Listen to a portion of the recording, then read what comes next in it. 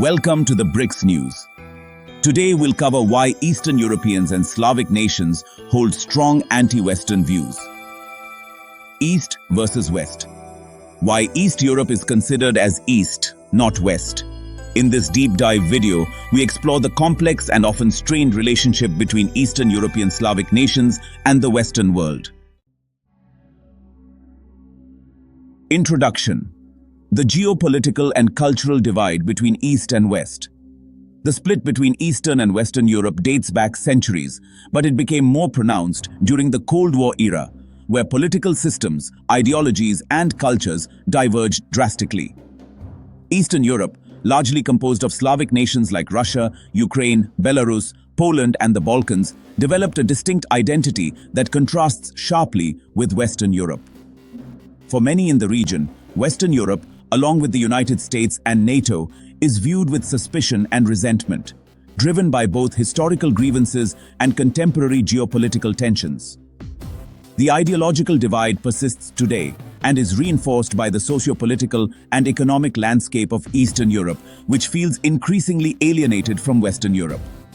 Slavic nations often see Western powers not as allies, but as colonial oppressors who exploited and continue to interfere in their internal affairs. Historical foundations. The roots of East-West tension. The rift between Eastern and Western Europe can be traced back to several critical junctures in history. These include the division of the Roman Empire, the rise of the Byzantine Empire, the spread of Orthodox Christianity, and the Mongol invasions, all of which contributed to the development of distinct cultures and ideologies between the East and West. 1. The Schism of Christianity in 1054 CE. One of the earliest formal divisions between East and West occurred during the Great Schism of 1054. This split the Christian Church into the Roman Catholic Church in the West and the Eastern Orthodox Church in the East. Religion, which played a central role in shaping the identities of European nations, became one of the key differentiators between Eastern and Western Europe.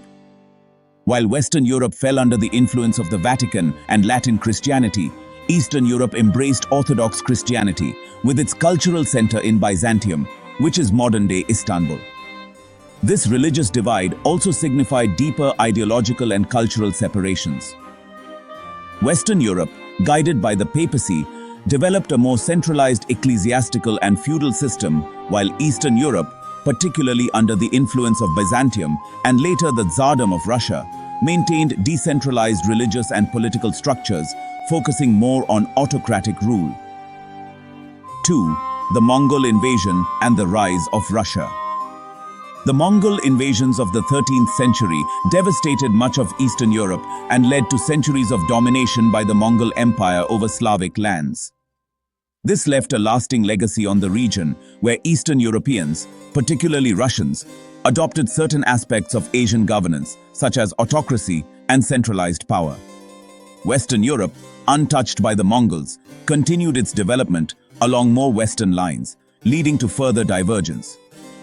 The Mongol yoke over Russia, which lasted until the 15th century, is often cited as a reason for Russia's and other Slavic nations' continued alignment with Asia rather than the West. The Mongols also shielded these regions from certain aspects of the Renaissance and Enlightenment, cultural movements that profoundly shaped Western European thought and ideology. 3. The Ottoman Empire's influence in Eastern Europe. Another significant force shaping Eastern European identity was the Ottoman Empire. The Ottomans ruled over much of southeastern Europe, including present-day Hungary, the Balkans, and parts of Ukraine, for centuries. This further isolated Eastern Europe from the West, infusing the region with influences from the Islamic world and setting up centuries of conflict between Slavic Orthodox nations and their Muslim rulers. 4. World Wars and the Soviet Union.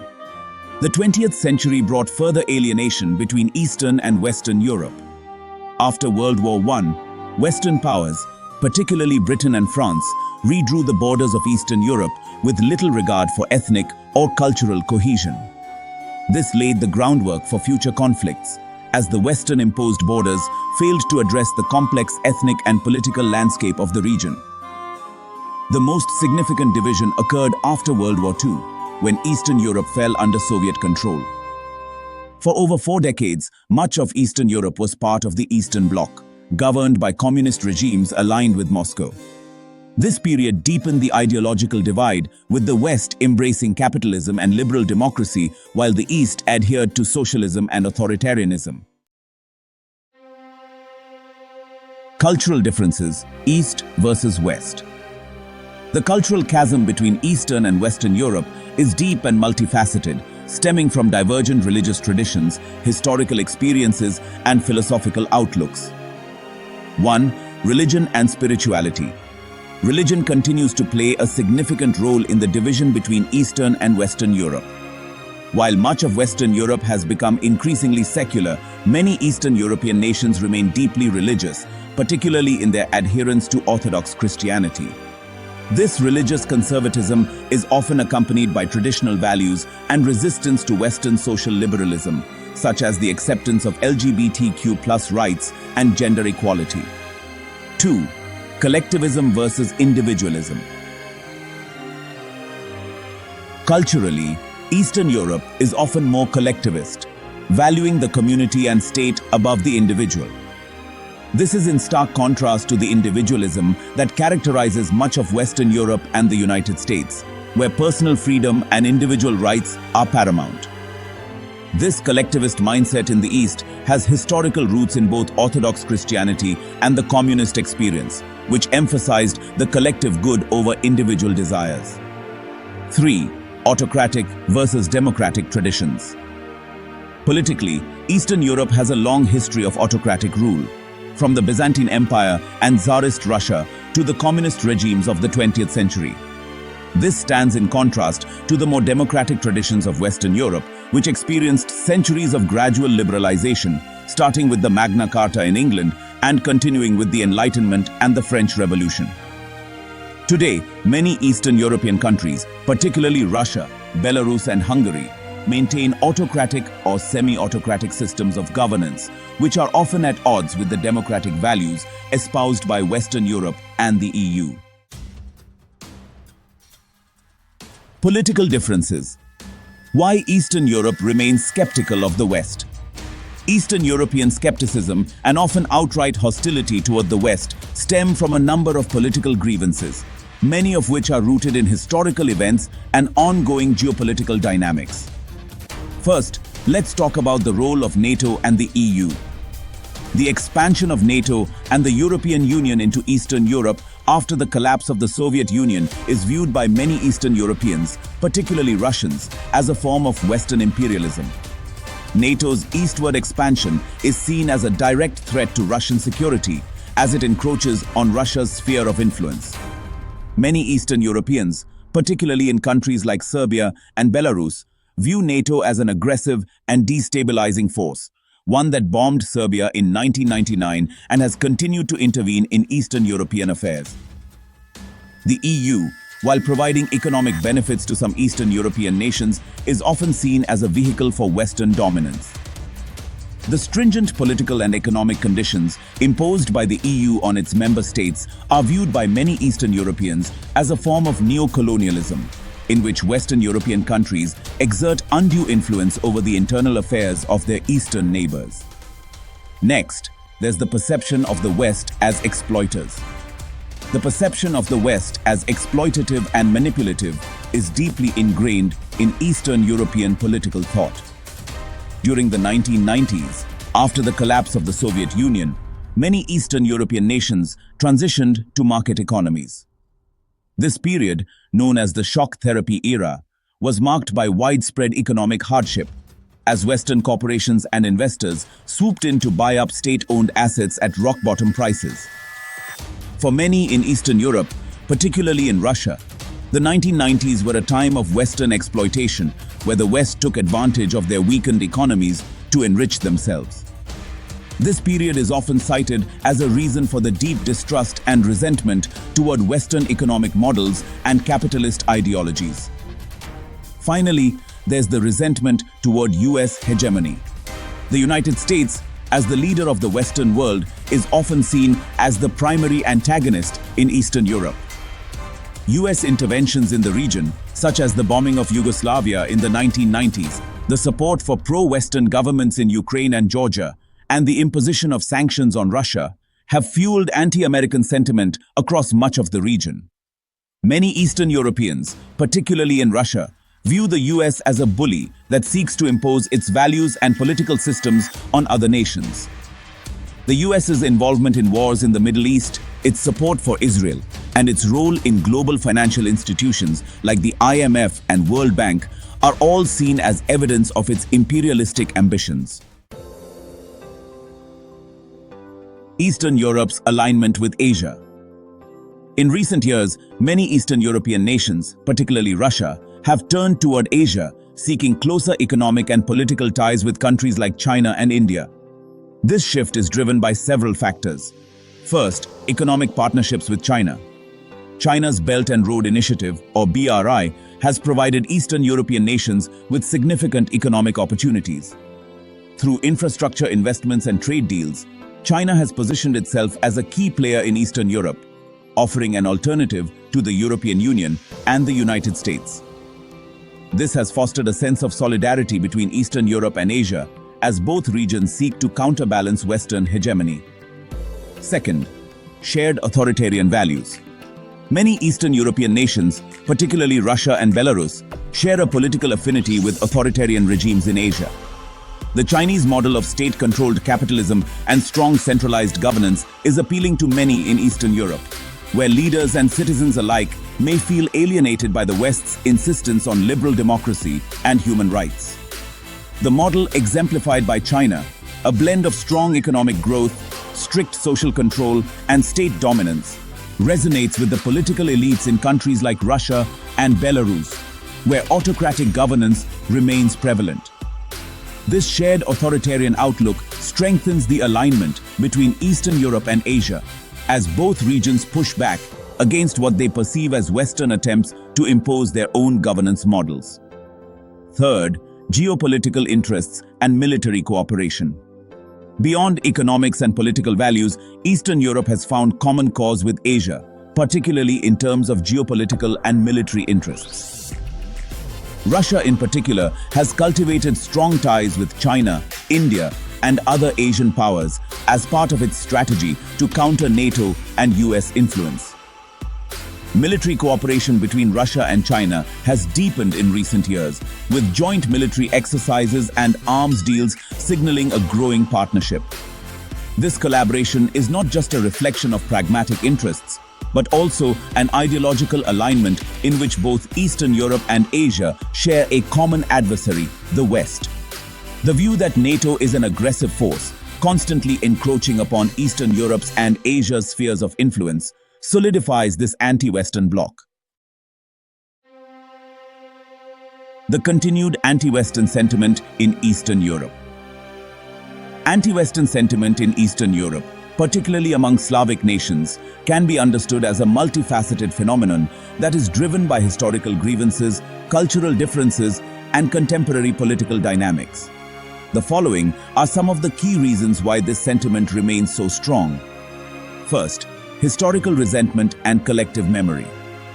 Historical grievances continue to shape the attitudes of Eastern Europeans toward the West. The memory of invasions, exploitation, and colonization is passed down through generations, fueling distrust and resentment. For many Eastern Europeans, the West is synonymous with colonial oppression, whether it be the Crusades, the invasions of Napoleon and Hitler, or the economic exploitation during the post-Soviet era. In Russia, for example, the trauma of World War II, known as the Great Patriotic War, remains a powerful force in the national psyche. The Soviet Union's immense sacrifices in defeating Nazi Germany are contrasted with the perceived duplicity of the Western allies, who are often seen as having profited from the war while the Eastern Front bore the brunt of the fighting. This narrative continues to inform Russian nationalism and anti-Western sentiment, particularly as NATO expands eastward, which Russia views as a direct threat to its sovereignty. Second, economic disparities and perceived exploitation. The economic transition that Eastern Europe underwent in the 1990s, marked by shock therapy and rampant privatization, left deep scars. Many Eastern Europeans, especially in countries like Russia and Ukraine, experienced a dramatic decline in living standards during this period. For them, the introduction of Western-style capitalism is associated not with prosperity but with poverty, corruption, and the enrichment of a few oligarchs at the expense of the wider population. The economic dominance of Western corporations and financial institutions, like the International Monetary Fund and World Bank, is seen by many as an extension of Western imperialism. Policies that demanded austerity and privatization are viewed as having undermined the sovereignty and economic potential of Eastern European nations, while benefiting Western banks and multinationals. This perception fuels ongoing resentment toward the West and a desire to seek alternative economic partnerships with Asia, where countries like China offer investment without the same level of political and economic strings attached. Third, cultural and social resistance. Cultural differences also play a significant role in shaping Eastern Europe's anti-Western sentiment. The values promoted by the West, such as liberal democracy, multiculturalism, and the rights of sexual minorities, are often seen as incompatible with the traditional and religious values that dominate in many Eastern European societies. In countries like Poland, Hungary, and Russia, social conservatism remains strong, and there is a widespread perception that the West is attempting to impose its values on Eastern Europe through organizations like the European Union and through Western-funded NGOs. Issues like LGBTQ+ rights, feminism, and secularism are often seen as Western imports that threaten the traditional social fabric of these countries. This cultural pushback is particularly evident in Russia, where the government has positioned itself as the defender of traditional values against what it describes as the moral decay of the West. Russian President Vladimir Putin has frequently criticized the West for promoting what he sees as harmful social practices, such as the acceptance of same-sex marriage and the erasure of traditional gender roles. This narrative resonates with many Russians, who feel that their cultural identity is under siege by an aggressive and imperialistic West. Fourth, Western hypocrisy and double standards. A common theme in Eastern European critiques of the West is the accusation of hypocrisy and double standards. Many Eastern Europeans view the West's championing of democracy and human rights as selective and self-serving. For example, the West's intervention in Yugoslavia in the 1990s, under the guise of protecting human rights, is often seen as an act of aggression aimed at weakening Slavic nations. Similarly, NATO's actions in Libya and Iraq are viewed as evidence of the West's willingness to violate international law when it suits its geopolitical interests. The West's economic and political dominance, often maintained through military force and coercion, is seen as incompatible with the values of freedom and democracy that it claims to uphold. This perception of Western hypocrisy fuels anti-Western sentiment in Eastern Europe, where many feel that the West only promotes democracy and human rights when it benefits them strategically or economically. Fifth, the role of media and propaganda. In many Eastern European countries, state-controlled media plays a significant role in shaping public opinion. In Russia, for example, government-controlled media frequently broadcasts anti-Western narratives, portraying the United States and NATO as aggressors intent on destabilizing Russia and its allies. These media outlets emphasize Western double standards and military interventions, painting a picture of a morally bankrupt and dangerous West. The rise of alternative media outlets and the internet has also contributed to the spread of anti-Western sentiment. Conspiracy theories and disinformation, often originating from state-sponsored sources, feed into the distrust that many Eastern Europeans feel toward Western governments and institutions. These narratives present the West as a declining, corrupt, and imperialistic force, while positioning Eastern Europe, particularly Russia, as a bulwark against Western aggression. The future. Will the East continue to align with Asia? Looking to the future, the alignment between Eastern Europe and Asia, particularly Russia's growing ties with China, is likely to continue. Several factors contribute to this trend. First, economic integration with Asia. The economic future of Eastern Europe, particularly for Russia, is increasingly tied to Asia. The Belt and Road Initiative, or BRI, championed by China, is a key component of this. Eastern European countries have been eager to join the BRI, seeing it as a way to attract investment and stimulate economic growth. As Western markets become more difficult to access due to sanctions and political tensions, Eastern European countries are increasingly turning to Asia for trade and investment. In Russia's case, the ongoing economic sanctions imposed by the West in response to the annexation of Crimea and its support for separatists in eastern Ukraine have forced the country to pivot eastward. Russia has strengthened its trade ties with China and India, as well as other Asian nations, as part of its strategy to mitigate the impact of Western sanctions. This shift is likely to continue as long as tensions between Russia and the West remain high. Second, political and military partnerships. The political and military alliances between Eastern Europe and Asia are also likely to deepen. Russia's military cooperation with China is expanding, with joint exercises and arms sales playing a key role in cementing this partnership. Both countries share a common goal of countering Western influence, and their growing military cooperation reflects this. In addition to China, Russia is also building ties with other Asian powers, such as India and Iran. These partnerships provide Eastern Europe with alternative allies in the global power struggle, further distancing the region from the West. Third, cultural and ideological solidarity. Finally, the cultural and ideological affinity between Eastern Europe and Asia will likely continue to grow. As Western Europe and the United States become more socially liberal, the cultural divide between East and West is likely to widen. Many Eastern European nations, particularly Russia and Hungary, will continue to resist Western social values, aligning themselves more closely with the conservative and authoritarian values espoused by countries like China and Iran. This cultural solidarity is rooted in a shared rejection of Western liberalism and an embrace of traditional values, autocratic governance, and national sovereignty. As Eastern Europe and Asia continue to reject Western models of democracy and social liberalism, their cultural and ideological alignment will only deepen. Conclusion: a deepening divide between East and West.